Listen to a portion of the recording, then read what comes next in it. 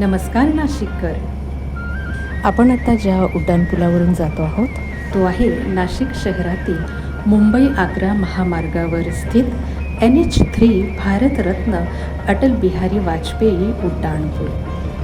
या पुलाचे काम 2009मध्ये सुरू होऊन 14 जून 2013मध्ये हा उड्डाणपूल वाहतुकीसाठी पूर्णपणे खुला करण्यात आला. नाशिक शहरातील हा उड्डाणपूल पाथर्डी फाटा ते आडगाव नाका या दरम्यान पसरलेला आहे.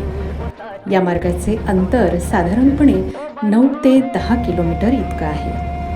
तर या दरम्यान प्रत्यक्ष मुख्य उड्डाणपुलाची अर्थात फ्लायओव्हरची लांबी सुमारे 6.1 किलोमीटर इतकी आहे. पाथर्डी फाटा ते आडगाव नाका या दरम्यान उड्डाणपुलाच्या दोन्ही बाजूंना डाव्या आणि उजव्या बाजूला प्रत्येकी एक याप्रमाणे 2 मुख्य सर्व्हिस रोड आहेत.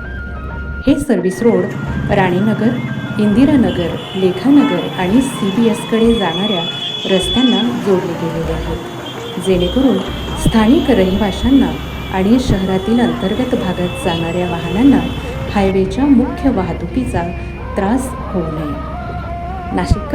नाशिकमधील बहुतेक सर्व फ्लायओव्हर्सवर दुचाकी गाड्यांना परवानगी आहे, कारण नाशिकमधील उड्डाणपूल हे प्रामुख्याने वाहतूक कोंडी कमी करण्यासाठी आणि शहराच्या एका टोकाकडून दुसऱ्या टोकाकडे जलद गतीने जाण्यासाठी बनवण्यात आलेले आहेत. आता या उड्डाणपुलावरून 2 व्हीलर चालवताना काय नियम आहेत ते थोडक्यात बघूयात.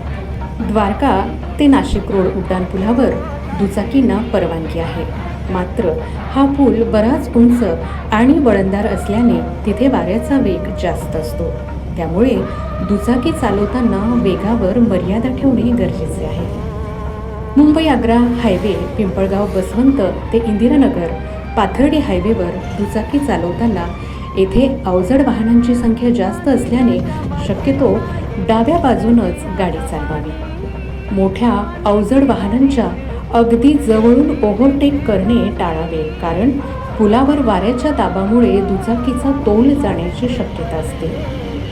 हायवेवरील किंवा शहरातील कोणत्याही फ्लायओव्हरवर हेल्मेटशिवाय प्रवास करणं हे दंडनीय तर आहेच, शिवाय आपल्या जीवासही घातक आहे. या आणि अशा गोष्टींची काळजी जर आपण घेतली तर आपला प्रवास हा नेहमीच सुखदायक आणि लाभदायक ठरेल.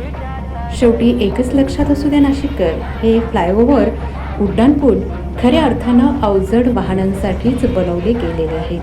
त्यांची स्पीड बघता आपण बापुढे 2 व्हीलरवाले जरा सावधानच. नमस्कार.